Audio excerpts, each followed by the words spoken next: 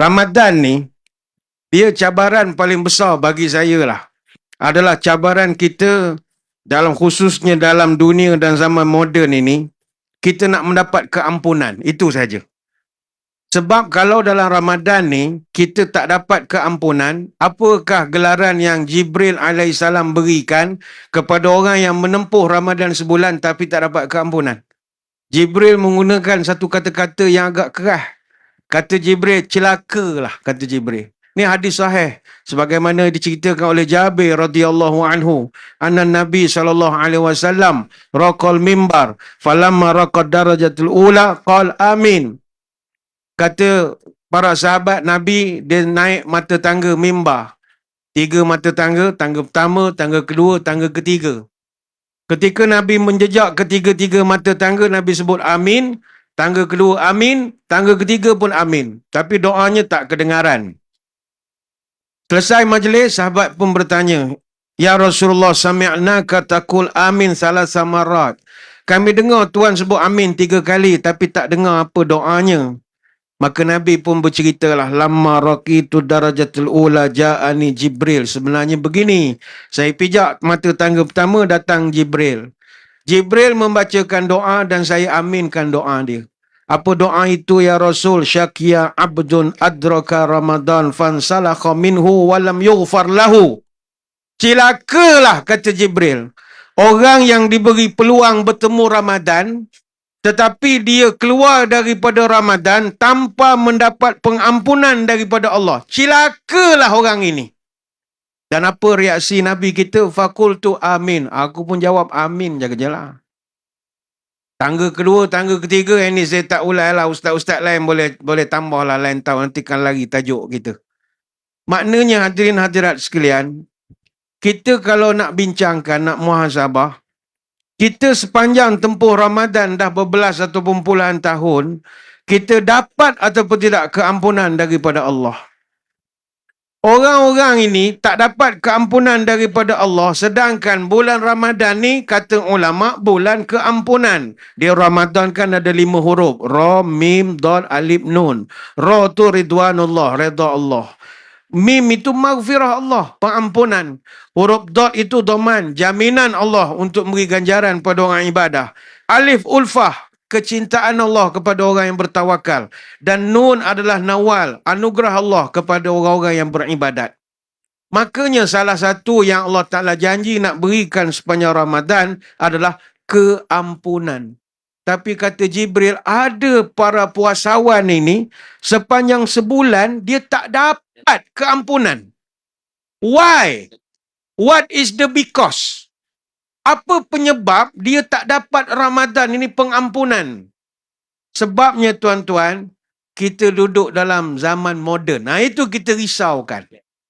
Kita duduk dalam zaman yang serba mencabar. Sebab itu mari kita muhasabah sendiri. Adakah tarawih yang pernah kita buat atau tarawih yang akan kita buat sepanjang Ramadan nanti boleh dapat keampunan daripada Allah? Terus terang saja kita mengaku. Mari kita muhasabah, adakah program-program yang pihak masjid aturkan kepada jemaah? Masjid sudah pastilah sepanjang Ramadan ni atur tazkirah, ada kuliah zuhur, kuliah subuh, kuliah duha, qiyamul lail, morih, iftar, kabut sel, bazar Ramadan dan bagai-bagai lagi. Adakah semua yang kita atur kepada jemaah itu boleh menjadikan jemaah dapat keampunan ataupun tidak? Yang dia datang ke masjid beli-beli apam balik ke apa ke, dapat keampunan ataupun tidak? Adakah sepanjang Ramadan ini atau sepanjang Ramadan yang lalu kita jadi food hunter, kita jadi food reviewer, berjalan dari satu bazar Ramadan ke satu bazar Ramadan, beratur panjang sejak daripada sebelum Zuhur nak membeli nasi Arab lamb shank. Adakah perbuatan itu dapat keampunan daripada Allah? Kalau rasa dapat, teruskan beratur. Kalau boleh lepas subuh, beratur dah. Kalau rasa dapat keampunan. Ya, kita di Pulau Pinang ini, bazar Ramadan, Masya Allah, antara yang paling orang suka sekali lah. Sebab Pulau Pinang ni surga makanan. Kalau sepanjang Ramadan di seberang perai saja, bazar Ramadan ada 93 lokasi, tuan-tuan. Kat pulau saja ada 37 bazar. Depan masjid kita ni pun ada bazar Ramadan. Don't play-play. Depan masjid saja. Kalau food hunter, content maker, mereka akan jelajah lah dari satu bazar ke satu bazar. Dan kalau di Penang ini, 7 bazar yang dipanggil sebagai top 7 lah. Yang bazar lain tak boleh lawan. Bayan Baru, Seberang Jaya, Bayan Lepas, Bandar Perda, Sungai Dua, Tanjung Tokong dengan Perangen Mall. Ini yang paling orang pergi sekali. Orang sanggup datang daripada Kuala Lumpur untuk nak menengok makanan-makanan yang ada di Bazar Ramadan. Kita bukan marah orang pergi bazar, tidak. Soalan kita, adakah kamu pergi bazar agak-agak dapat keampunan ataupun tidak? Kalau dapat, silakan hari-hari kau duduklah situ daripada pagi sampai malam. Teruskan. Tapi kalau rasa tak dapat keampunan dengan perbuatan kau itu, baik berhenti. Kenapa kena berhenti pula? Sebab kata Jibril, celakalah orang ini. Celaka ni bukan bahasa yang seronok. Saya ingat ni kalau TikTok live kena ban dah. Akaun ni banyak sebut celaka ni. Bahasa kasar. Tapi itu yang disebutkan oleh Jibril AS. Cuma bila sebut tentang bazar Ramadan ni, dia bila lapor-lapor ni sedap cerita makanan ni.